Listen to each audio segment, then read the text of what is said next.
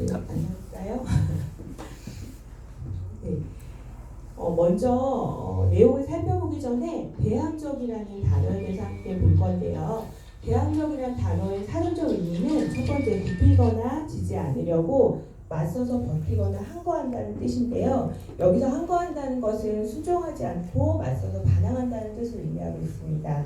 두 번째, 그것끼리 서로 겨룬. 그래서 결국 대항적이라는 단어는 대항하거나 대항하는 것처럼 행동하는 것을 의미하고요. 이제 이 책에서 굉장히 많이 이제 등장하는 단어인데요. 내러티브라는 단어가 있어요. 이 뜻은 정해진 시 공간 내에서 인과관계로 이어지는 허구 또는 실제 사건들의 연속을 의미하고요. 일련의 사건이 가지는 서사성을 말하며 스토리, 우리가 흔히 알고 있는 이야기하고는 조금 다른 의미로 쓰이는 이 내러티브는 언어로 기술이 불가능한 모든 종류의 서사성 정보를 포함하는 이야기의 개념으로 이해하시면 된다고 합니다. 이 책의 36페이지에서는 이 내러티브에 대해서 세계관을 서술하는 방식으로 단편적인 개념이나 명제가 아니라 포괄적인 이야기로 인간과 세계를 설명하는 방식을 일컫는데요. 굉장히 어렵죠, 단어가. 저도 이거를 사전에서 막 찾아봤는데요. 이 내러티브라는 단어가 사전상 의미로도 굉장히 포괄적인 의미를 가지고 있어서 명확하게 되어 있지는 않더라고요. 그래서 제가 이 책을 보면서 이 내러티브라는 단어를 어떻게 이해하면 좋을까 이제 생각을 했는데, 우리가 살고 있는 현 시대, 이 당시대의 어떤 사람들에게 지배적인 세계관이나 가치관, 신념, 뭐 그런 것들의 흐름 등으로 생각하시면 좋을 것 같습니다. 네, 그렇다면 여기에서 이제 아까 그 교리문답은 항상 대항적 교리문답이었다라고 하는데요.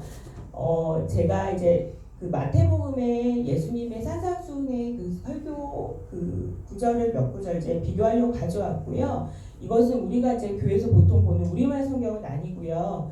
이제 이해를 돕기 위해서 개역개정을 참고했어요. 그래서 위에 너희가 들었으나는 예수님 시대 그 당시대에 종교 지배 그 지도자들이 했던 이야기들이에요. 그래서 결국은 그 당시대에 예수님 시대의 종교 지도자들의 내러티브라고 볼 수 있겠죠. 근데 그것과 대조되게 예수님은 너희가 들었으나 나는 너희에게 이른다라고 이제 이렇게 말씀하시는데요. 이것처럼 예수님도 굉장히 대표적으로 대항적 교리문답을 하셨다는 거예요. 그래서 우리에게도 이런 것들이 필요하다고 합니다. 네. 다음. 그렇다면 이 교리문답은요, 우리에게 올바른 세계관을 건설하는 작업뿐만 아니라 해체하는 작업도 함께 수행되어야 하는데요. 요즘에 그 문화 매체는 특히 이 책에서 얘기하고 있는 광고나 트위터, 뭐 음악이나 문학, 신문 등이 있는데요. 이 책에서 설명하고 있지 않지만 우리가 이제 어린 아이들부터 청장년, 노년에 이르기까지 최근에 가장 많이 보는 문화 콘텐츠는 유튜브인 것 같아요. 그래서 저는 유튜브라고 생각하는데 이 유튜브에 우리가 하루 12번도 더 노출된다는 거예요. 이런 문화 매체에. 그래서 우리가 생각하는 것보다 훨씬 더 많이 노출이 되는데, 그럼 이 문화 매체에서 말하고 있는 이 세상이, 세속적인 세상이 말하고 있는 그런 어떤 신념은 어떤 것들이 있냐면 7가지로 이 책에서 소개하고 있는데요. 이제 간단하게 설명을 하면 솔직해야 한다. 그리고 자유를 누려야 한다. 그리고 행복을 포기해서는 안 된다. 과학과 사실로부터만 주어진다. 그리고 옳고 그른지를 결정할 수 있는 권리를 지닌다. 그리고 공익을 위해서 일해야 된다. 마지막으로 종교는 퇴보하고 사회는 진보한다라고 말하고 있는데요. 이게 얼핏 들으면 굉장히 맞는 말 같기도 한데요. 이 속에는 굉장히 모순이 있고, 저는 이걸 보면서 몇 가지 느낀 게, 우리가 그 최근에 20, 30대 젊은이들을 이제 MZ세대라고 하는데 그들에게 굉장히 팽배해 있는 어떤 그런 신념들인 것 같아요. 그리고 우리 이제 잘 알고 있는 그 차별금지법, 그런 것들도 여기에 해당된다라고 생각하는데요. 그렇다면 이렇게 그 성경적으로 굉장히 맞지 않고 모순되어 있는 이런 현대사회 세속주의에 잘못되어 있는 이 내러티브에 대해서 우리가 해체하거나 약화시키는 방식으로 진리를 제시하는 것이 필요하다고 합니다. 그렇다면 이제 두 번째는 교리문답은 도덕 생태계 일부로 구성된다고 하는데요. 여기에서 이제 도덕 생태계라는 그 공동체는 이 그 제임스 헌터와 라이언스 올슨이라는 분들이 성품이 형성될 수 있는 공동체를 바로 도덕 생태계라고 표현하고 있는데요. 그렇다면 성품은 어떤 우리가 교실이나 교과서 이런 책에서 하는 것이 아니라 특정한 공동체 안에서만 전수될 수 있다라고 말하고 있고요. 그 대표적인 예를 우리가 잘 알고 있는 마틴 루터 킹을 소개하고 있어요. 이분은 용기를 내어서 사회적 정의에 헌신한 모델로 얘기하고 있고, 이런 마틴 루터 킹에게 성품을 전수해주고 성품을 해준 그 공동체는 교과서나 이런 것들이 아니라 바로 미국의 흑인교회라고 설명해주고 있습니다. 자, 그렇다면 이 도덕 생태계라는 이 공동체에 대한 5가지 질문이 있는데요. 첫 번째, 왜 선회하는가? 두 번째, 무엇이 구체적으로 선한가? 세 번째, 무엇이 선하지 않은가? 네 번째, 누가 선한가?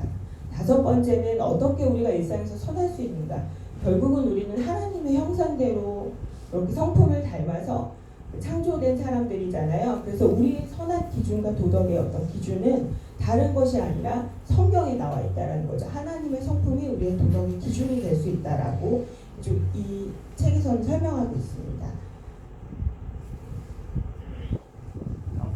네, 그렇다면 이 도덕 생태계가 왜 중요하냐면요.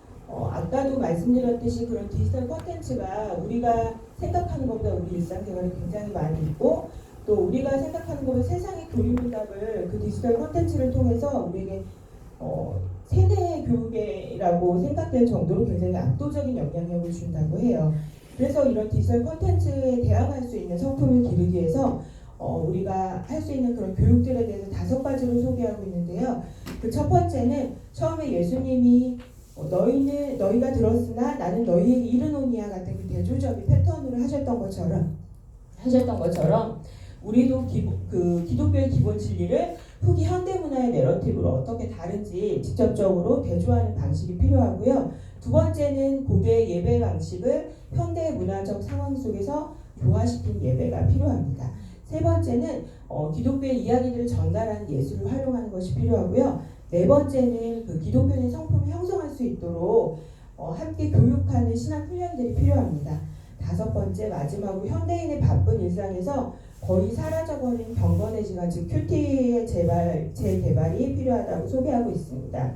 그렇다면 이 기독교인의 성품을 기르는 교육과정은 복음의 접점을 내부적으로 마련하는 일이 되는데요. 이렇게 내부적으로 잘 마련하는 것이 성공적으로 마치게 되면 우리에게 그렇게 이제 그 성품들이 잘 형성이 되고, 그 잘 형성된 성품을 통해서 일터나 가정, 우리가 관계하는 모든 영역에서 외부적으로 굉장히 좋은 영향력을 미치게 된다고 소개하고 있습니다. 네, 이제 이 책에서 말하고 있는 결론인데요. 우리가 마지막으로 이거를 같이 한번 읽어보고 끝내면 좋겠는데요. 제가 생각할 때 이 마지막을 이렇게 바꾸면 좋을 것 같아요. 어떻게 전도 사명자가 111 전도를 잘 할 수 있을지 고민해야 된다. 이렇게 이제 바꿔서 같이 읽어보면 좋을 것 같아요. 네, 시작. 디지털 콘텐츠를 소개하는 이들은 교회에서 받는 어떤 교육보다 또 다른 방식으로 세상의 교육문화를 바꾼다. 우리가 설치성하는 디지털 콘텐츠를 통해 끊임없이 우리의 역사는 강력한 도덕 생태계를 형성하고 있다. 우리는 이에 대항할 수 있는 성경적 여력을 들고 어떻게 전도 선언자가 우리의 전도를 잘할 수 있는지 고민해야 합니다. 네, 제가 시간이 짧아서 말이 너무 빨라서 죄송합니다. 이상입니다. 너무 좋습니다. 이게 하나 있으니까 갑자기 집중도가 확 올라갔다는 그런 피드백이 있었습니다. 어떻게 선생님이 보시기에 이런 선생님이 만약 학교 온다면 어떻게 생각하십니까? 몇 점? 너무 원이랍니다. 자, 저기 이제 임성숙 권사님 모시고요. 아주 막 간증 준비하면서 너무너무 기쁘셨다고 그래요. 그래가지고 그거를 축약하는 게 너무 고통스러울 정도로 간증이 넘쳤는데, 자, 엑기스 간증 듣도록 하겠습니다. 모시겠습니다.